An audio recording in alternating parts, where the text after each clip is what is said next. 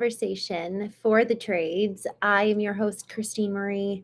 Today we are continuing on with our series surrounding ways to optimize the lead to conversion stage, the lead to customer process. And y'all, as we've been moving through these daily conversations over the last week and a half, we've really dove into some core tenets of what is necessary to establish a strong brand, to build out with strength, with appropriate expectation set of who you are and what the customer can expect to experience in working with you. And that continues on through this conversation tonight. I'm excited to dive into this one because it's a little bit more technical. We've been staying high level in so many ways over the last couple of days. And so we're diving in tonight from a few different vantage points. So we're going to cover three different things that I really want to make sure that you're including in the lead to conversion process, but it's from three, again, very different vantage points. So one is from the CMO perspective, the data that I, as the CMO of, let's say, your business would want to see, as well as the customer perspective. And then another way to really help you shine. We talk about a strong brand really has a standout customer experience, not just delivering on what's good, what's expected, but going above and beyond and delivering a great customer experience. That's one of the principles of what allows for us to evolve from a good company to a great company is being able to exceed expectations.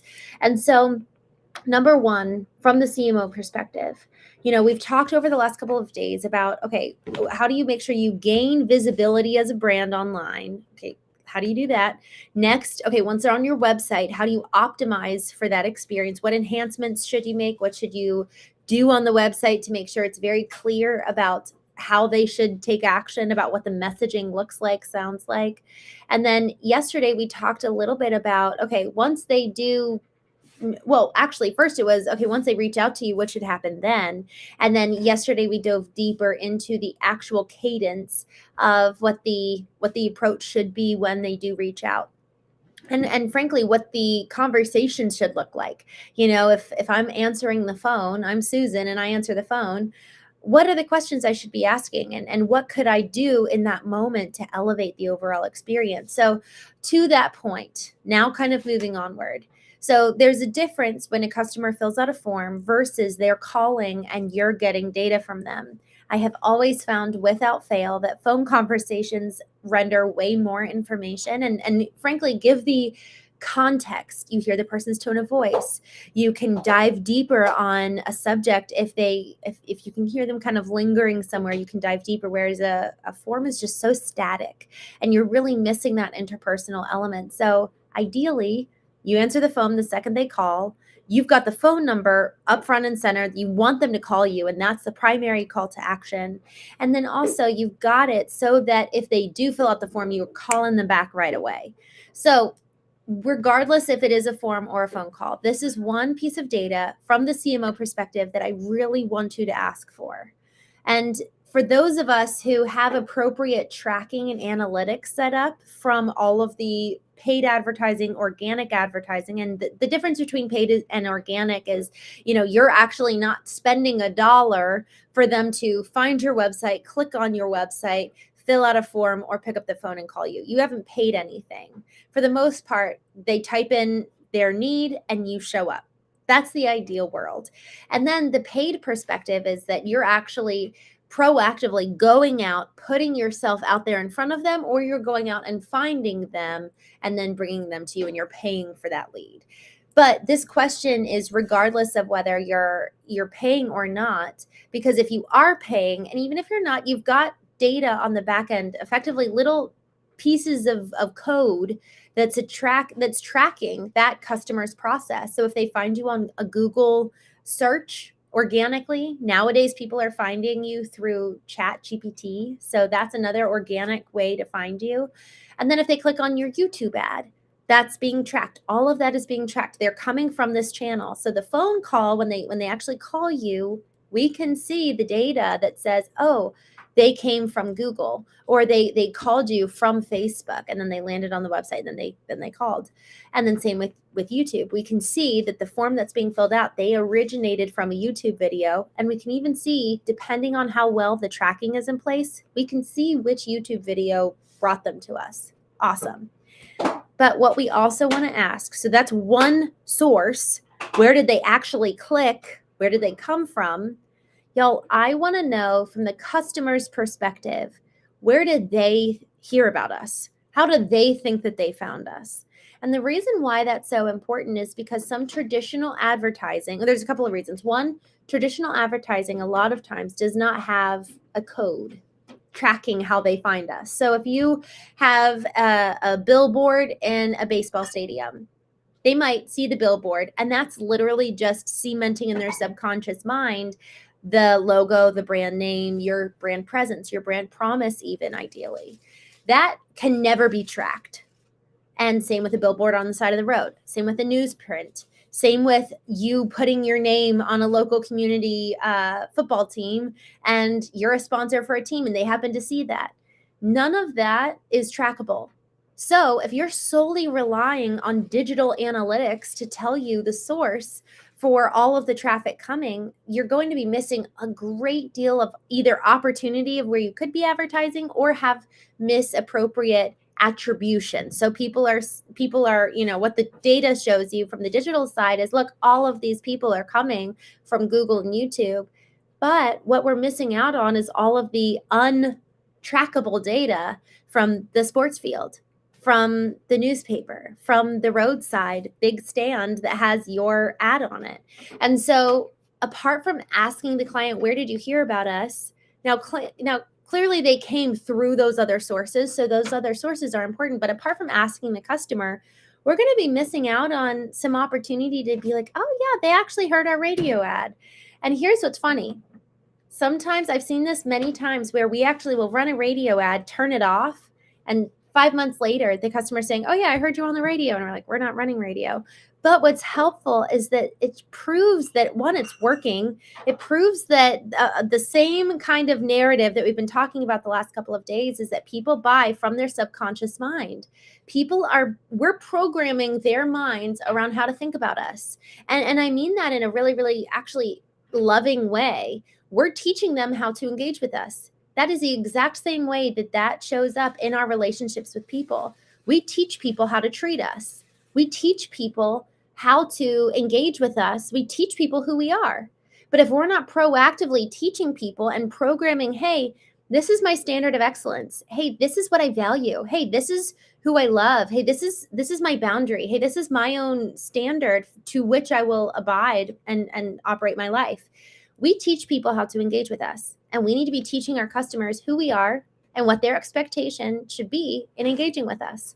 So it's actually very important that we have those bits of brand going out. We talked about online brand visibility a couple of days ago, but having offline brand visibility is also really important. There's a lot that you can do in that regard, and being active in the community, all of those little touch points, it's all programming. Now, here's the thing. If it's not authentic, it's manipulation.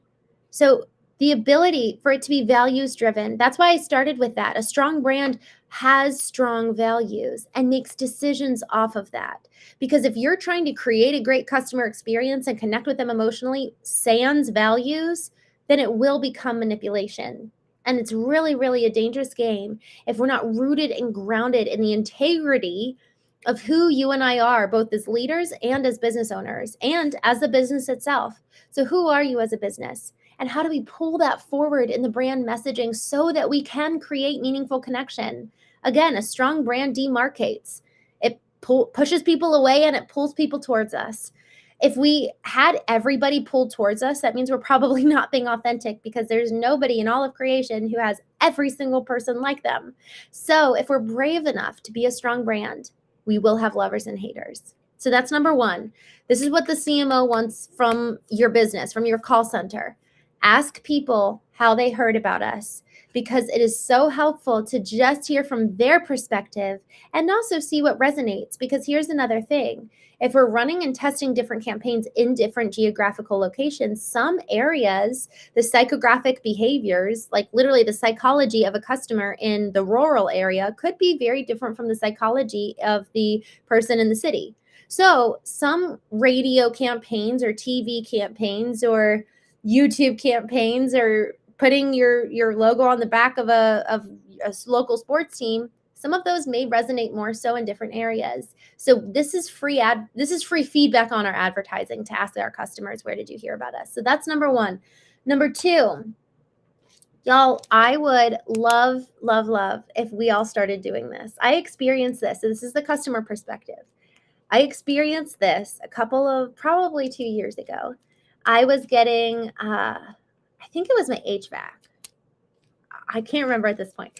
I called a company, scheduled an appointment for a home service provider to come out. I get a text. With somebody's name, their photo, and a description, effectively a bio about them. And they're like, hey, Christene, we are so thrilled that Steve is coming to your house. This is Steve. He has 2 little girls. He's been married for 18 years.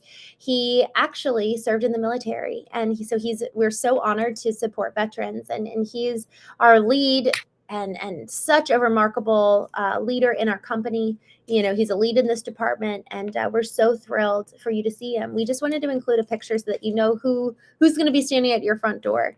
Y'all, that visual aspect is so helpful, especially if I'm a young woman at home alone, to know who can I expect to be standing outside my house. And even here's another added bonus to that, include his ratings, include a testimonial about Steve. And so in this process, not only does it set kind of my mind at ease, I feel emotionally connected to Steve. One, because I visibly saw him. I know he's got 2 little girls, and I know that he served in the military. So when he showed up, I said, Steve, thank you for your service. And immediately I had a form of connection with him. And y'all, the benefit to that is, 1, you're going to stand out from your competitors. 2, you're immediately going to set the homeowner at ease, especially if it's a woman at home alone. And then also what it does is that it gives you a connection and relational point for discussion right out of the gate. You're going first and effectively being vulnerable and sharing something about yourself. There's something about, actually, I was taught this by a sales regional director for a foundation repair company. He said, people want to do you a favor and they want to give you something. So he was doing a sales training and he said, y'all, if somebody offers you a glass of water, what do you do?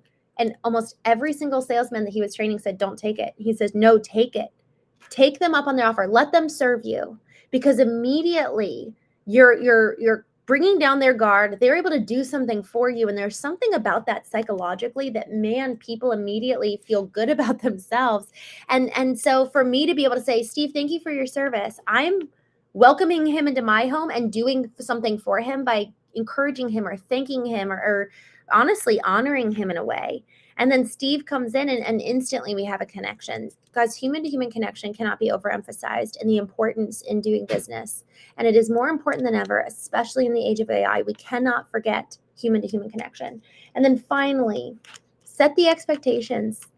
In that text, that does a good job setting the expectation of who's coming, but set the expectations for what the experience is going to be. And set the expectation multiple times.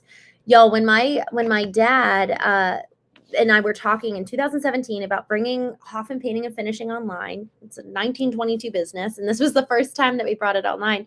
Part of my process was to actually go and talk with the guys on the team and also talk with our top customers who have been around, some of them for 20, 30 years.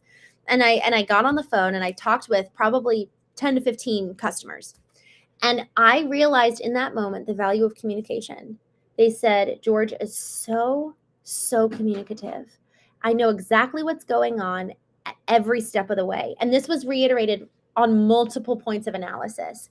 And so it's not just setting the expectations at the beginning, it's setting the expectations every single day. Because one of the biggest gaps, and so what I'll do before I start working with any company, I'll actually go in and do an audit of their customers, their data, their brand. I'll talk with their employees through a survey, through actual one-to-one conversations with key stakeholders. And in that process, I'll look for where's there the gaps. We talked about this yesterday.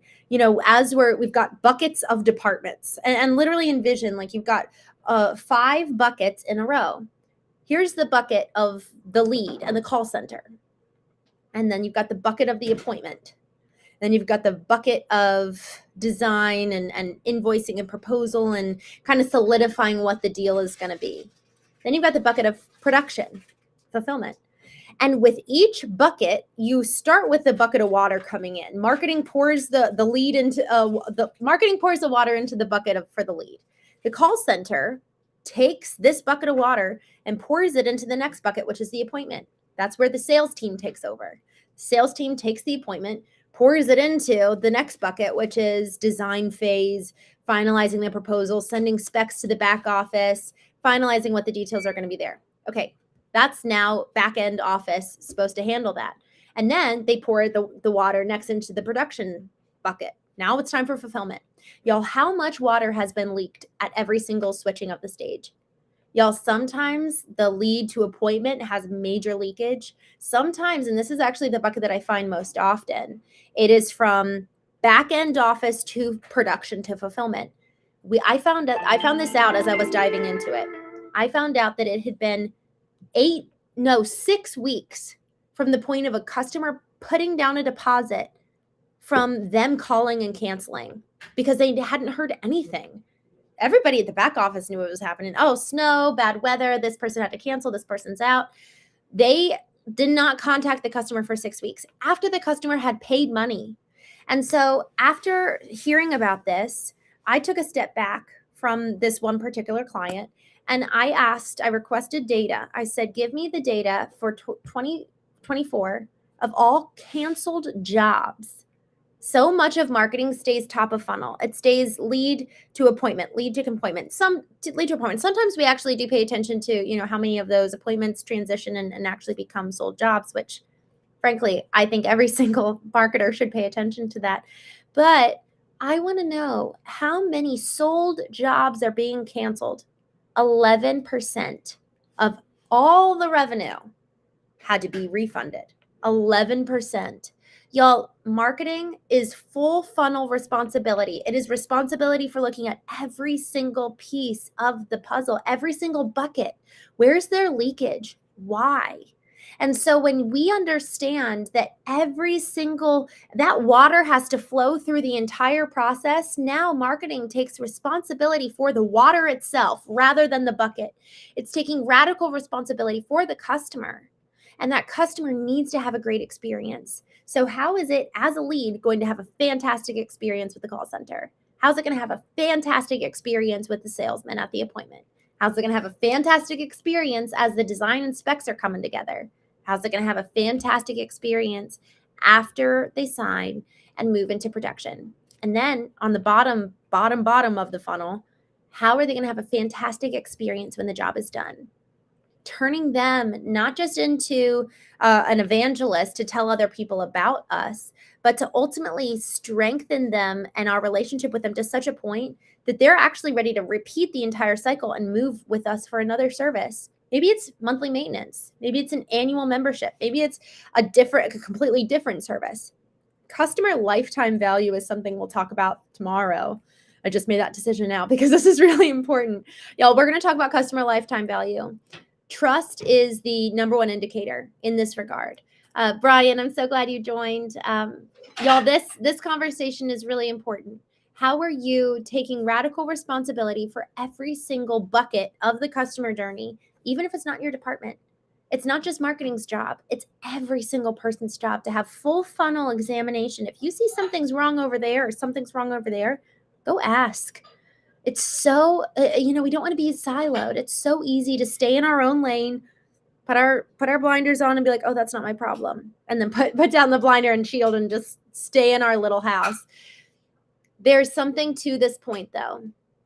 If leadership is not making it a safe place psychologically, one of our clients in the past was talking about this from personal experience. If we're not making it a safe place for our team to be innovative, to ask questions, y'all, this is why we need to have emotionally intelligent leaders. Because if we are not creating the environment for ideas, for ideation, for creativity, for examination into the whole customer process, we're missing out on a huge opportunity to then be creative and really create a standout, not just service, but a standout experience at every step. So with that, thank you all so much for joining. I will see you tomorrow on the Daily Conversation.